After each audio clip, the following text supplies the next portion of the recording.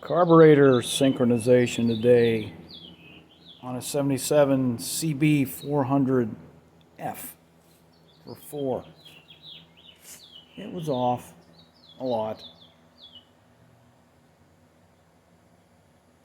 Remote fuel, because you have to take the gas tank off to get to the adjustment for synchronizing all 4 of them.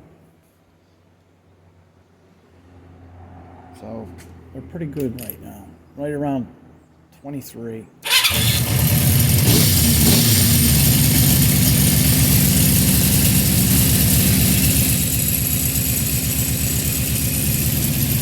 RPM's up at 2,000 because you can't adjust it lower because it jumps around too much.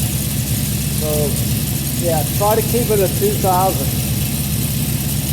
When you make the adjustments to each carburetor, the RPM is going to change. You want to correct it, bring it back up to 2,000.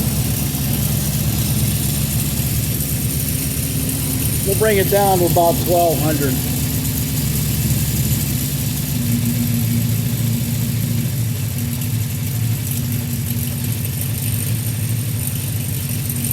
There we go.